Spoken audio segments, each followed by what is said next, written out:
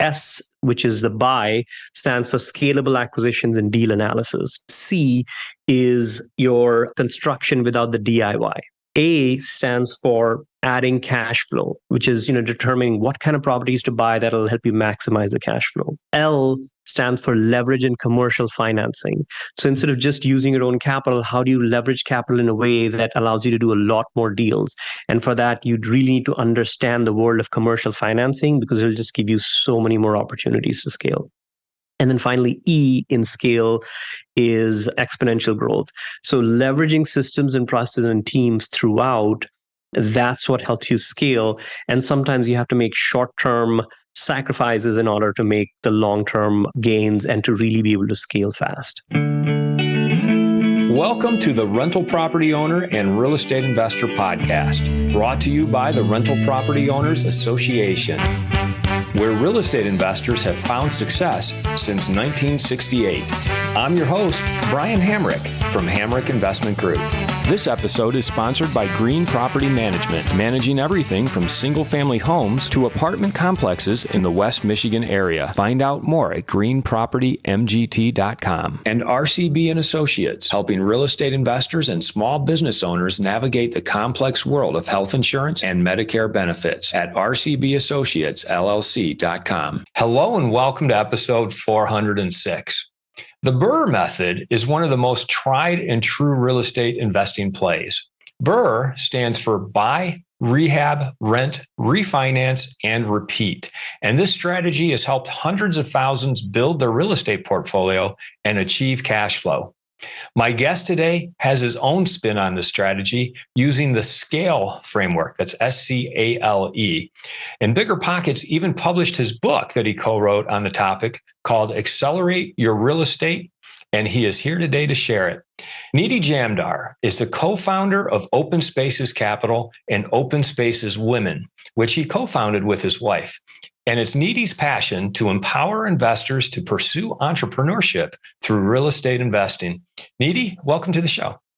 Thank you so much, Brian, for having me. Thanks for being here. Tell us a little bit about yourself and how you and your wife got started investing in real estate.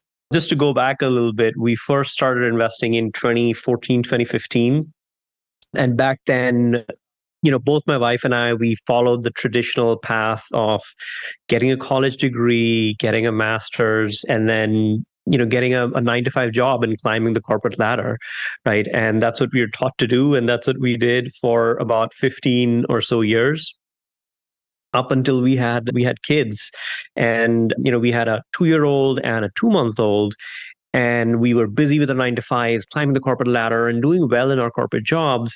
But then we realized that we really didn't have any time to spend with our kids. And we, as we looked at people who were a few years ahead in corporate, 10, 15 years, and they were nowhere close to being financially free or having the wealth or having the time to be able to spend with their family.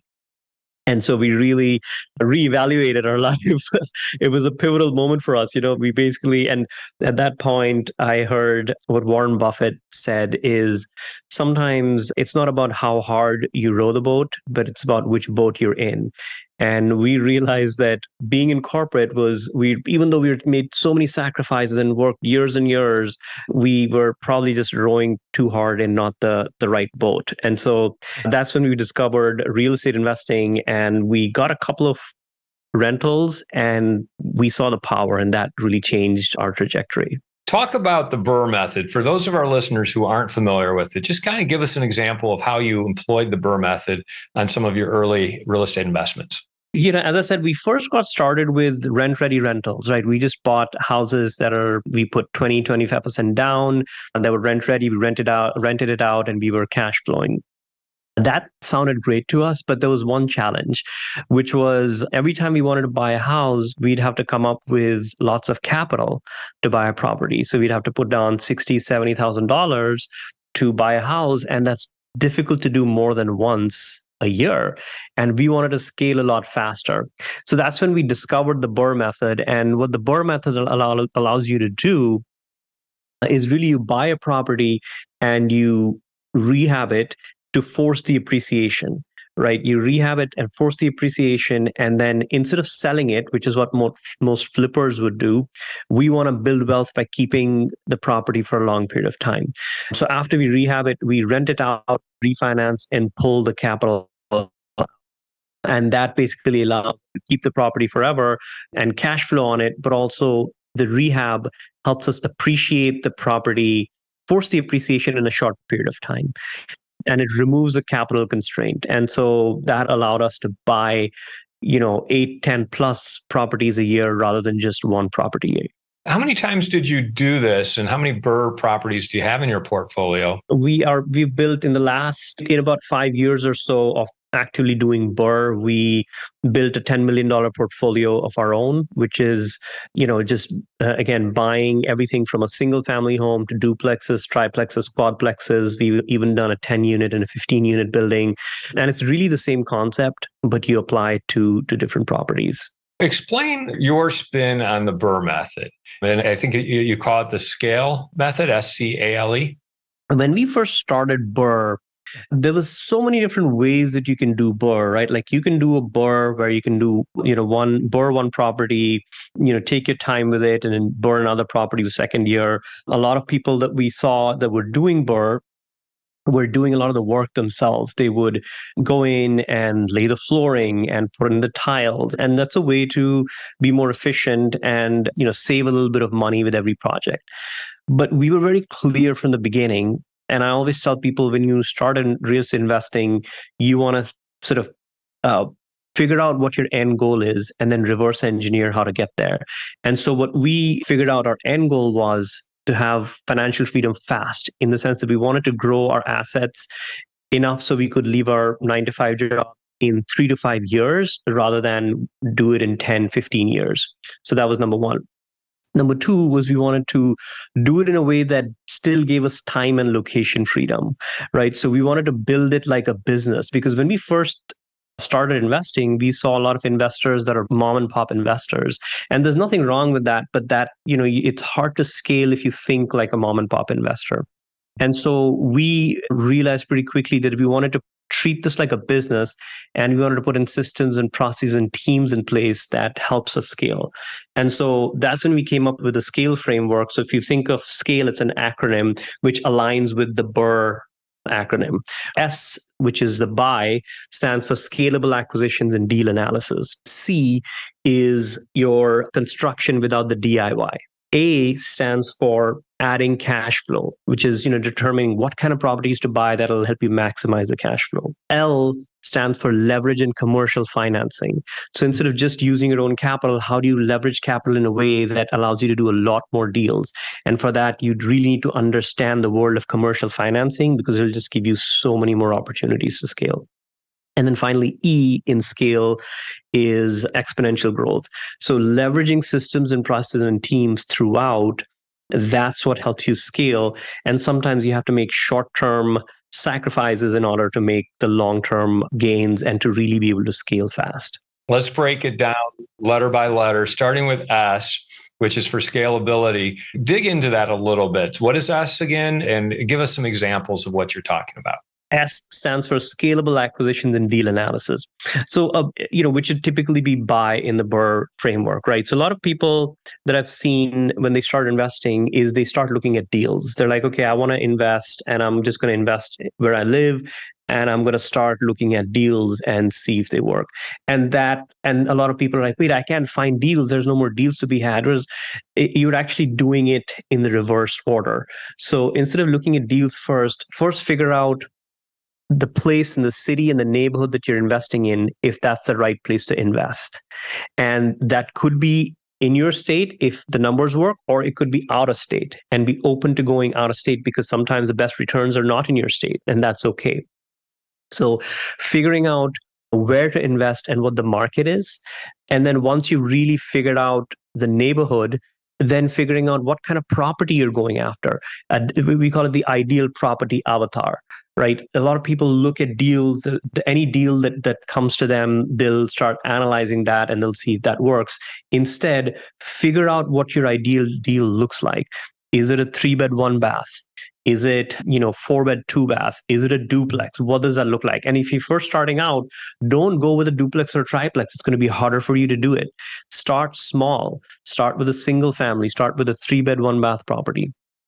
Right. And then once you narrow down your zip code and once you figure out the kind of property that you want to buy, say a 3-bed, 1-bath, then eliminate all the other deals that are coming to you. Don't even look at them. Don't even analyze them, right? Focus and put in the blinders and focus on the deal that works for you, that's based on your parameters. Well, what do you identify as your area to invest in and the type of property and avatar that you're going after? Since we started out investing in Philadelphia, and that's where majority of our properties are. But this can be done in, pretty much all over the US. There's some states where I wouldn't recommend investing, maybe like New York, where properties are too high, California, where the property prices are too high. But most of the places in the US, you can invest. And so, it's figuring out, do the numbers work in that city, in that zip code? Is that a good place to invest in? Things like, is the population going up in the city you're investing in? Is there a diverse set of employers in the city that you're investing in? Because if it's just a student town or just a one-horse town where there's one big employer, what happens if that employer goes out of business? Or what happens in, for example, like COVID happened and university towns just shut down?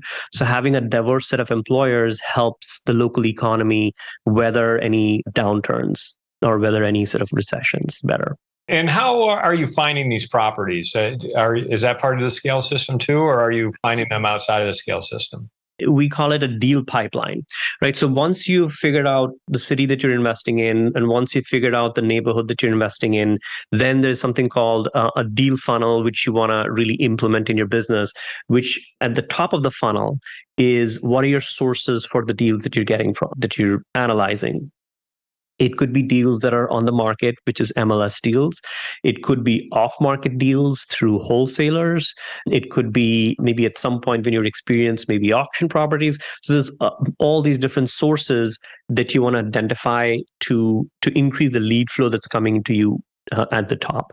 But again, once you have a very exact criteria of what you're looking for, then you can go around and tell all your sources as you build, wholesaler list and all these things in different realtors.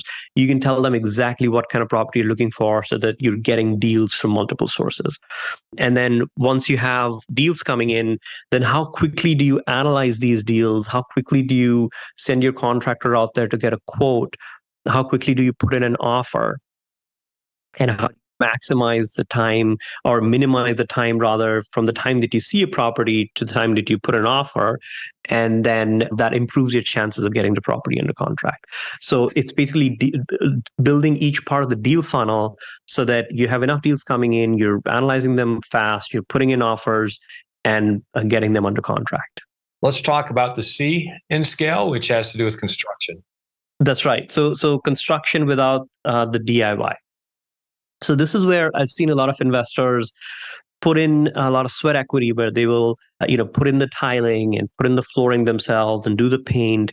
The challenge with that is it's great to save a little bit of money, but it's not scalable. If you're limited by your own time, that limits the number of deals you can do in a year. And again, our goal was always to scale as fast as we could.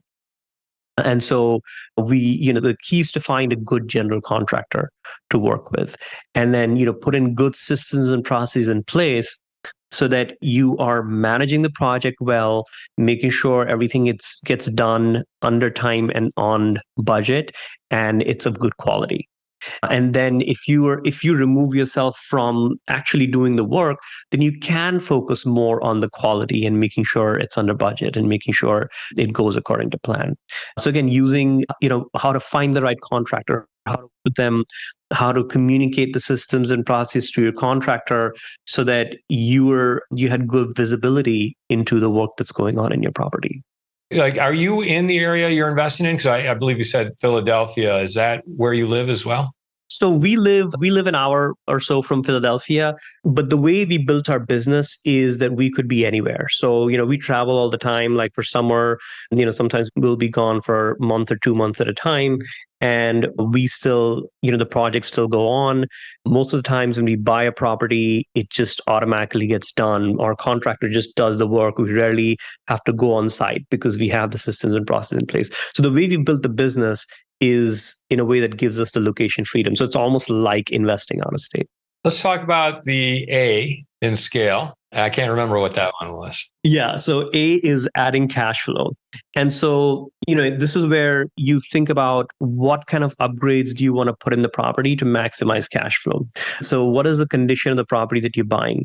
And we're always big on doing a good job with the renovation. So we'll renovate it well, not maybe, and is, we call it the Goldilocks zone, right? You don't want to over rehab a property and make it too fancy, and now you're blown your rehab budget. But also at the same time, you shouldn't under rehab it, because then it's not going to look nice. It's going to be hard to rent. It's going to hard to ARV. And what does that Goldilocks look like? That's what you want to focus on as an investor. And so, for example, we do our kitchens really nice. We put granite countertops and stainless steel appliances. And, same thing with the bathroom. We'll put nice, not super expensive, but still good quality materials that make it look nice. And so when you do that, your property stands out in the rental market and will attract good quality tenants. And so that's critical. Is like figuring out what kind of rehab you want to do and how do you do it in a way that maximizes your cash flow. I'd like to take a moment to tell you about Green Property Management. Not only do they manage everything from single-family homes to apartment complexes in the West Michigan area, they also manage my entire portfolio. So I can tell you from personal experience that their unique flat fee management style is worth a closer look. If you feel that your property isn't operating to its fullest potential, then Green Property Management can help you take a holistic approach that will save you money, eliminate your headaches, and increase your net income. And if you're a property manager interested in applying Green Property Management's model, give them a call at 1-866-95-GREEN or visit them on the web at greenpropertymgt.com.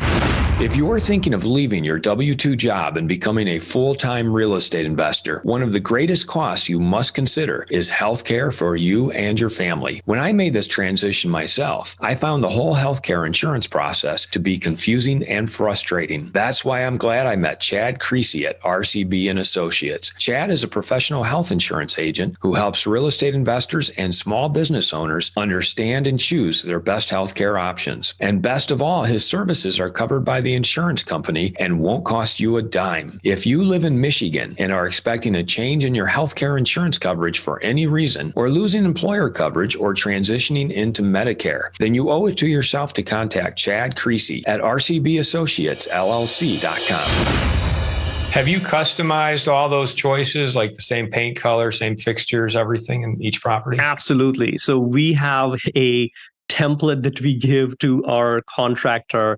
It's basically, he knows what's going to happen in the kitchen, what kind of cabinets to pick, what appliances to pick, what's the flooring going to be like.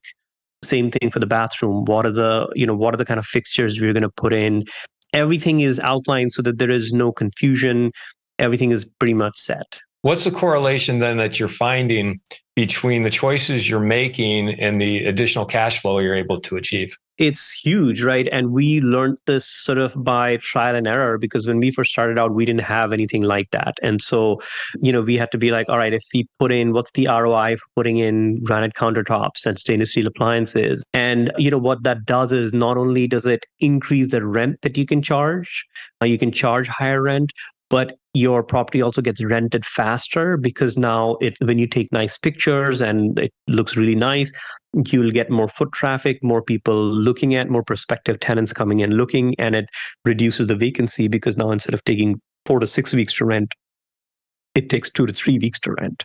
And so, and when you create a space like that attracts tenants that want to stay there for a longer time, which also in the long run is going to give you a much higher cash flow because it reduces your vacancy. Do you have a metric where you can say, okay, we spend 10% more on our upgrades, but we're achieving 30% higher rents, and that pays off in 2 years or something like that?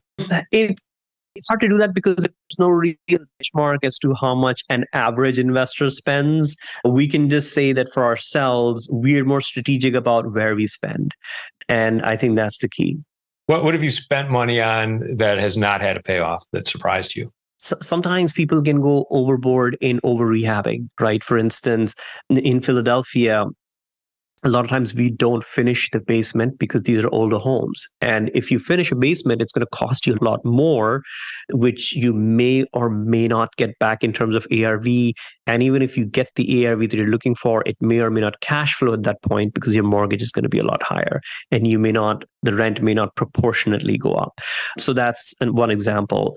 There's so many other things, like depending on where you are, you may or may not need to put HVAC. You could probably put radiator heat that's existing in some of these buildings and put window units for air conditioning. So there's different things that you can do depending on. That's why it's important to study the market that you're investing in. Another example is we always like to put washer and dryer in our units.